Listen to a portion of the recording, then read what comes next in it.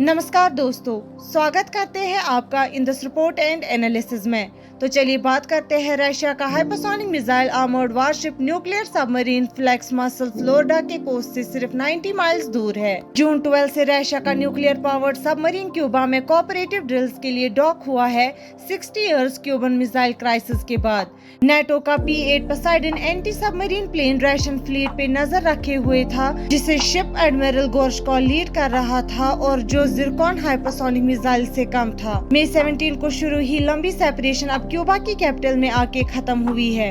Flotilla का centre piece Kazan है, जो रशिया के सबसे एडवांस्ड न्यूक्लियर सबमरीन में से एक है। क्यूबा ने गारंटी दी है कि ये न्यूक्लियर वेपन से लैस नहीं होगा और एरिया के लिए थ्रेट नहीं बनेगा। यूएस रडार के नीचे की ये पोर्ट कॉल तब हुई जब नेटो कंट्रीज अपनी स्टेक्स कॉन्फ्लिक्ट में बढ़ा रहे हैं, क्योंकि यूक्रेन और रशिया के बीच बैटल इंटेंस हो रही है।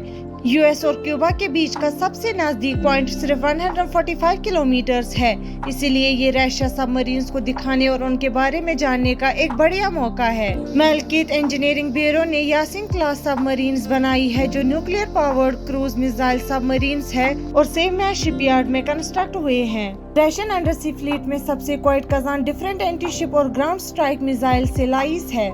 सेल्विस्टाग निकोलाई चिकर और फ्लीट ऑयल टैंकर पैशन भी इस फ्लोटिला का हिस्सा है। रशियन वेसल्स में से एक 21 सैल्वोस फायर करेगा हवेना पोर्ट में अराइवल अनाउंस करने के लिए, और क्यूबा की रेवोल्यूशनरी आर्मर्ड फोर्स की आर्टिलरी बैटरी जवाब देगी। कहते हैं कि nuclear powered attack submarine Kazan का कैरिबियन क्रूज में शामिल होना रशियन सबमरीन्स को दिखाने और सिखाने का एक बढ़िया तरीका है।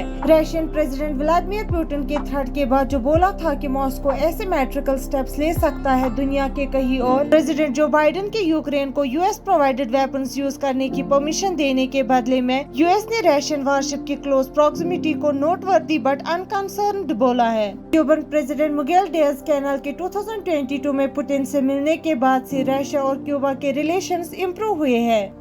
क्यूबा उन कुछ कंट्रीज में से एक है जो रशिया के यूक्रेन इन्वेजन के बाद भी इंटरनेशनल सैंक्शन सिस्टम ज्वाइन करने से बचा है। फरवरी 2022 के बाद से दोनों देशों के टाइज इम्प्रूव हुए हैं। हमारे साथ बने रहने के लिए शुक्रिया। मिलते हैं अगले वीडियो में, तब तक के लिए अपना ख्याल रखिएगा।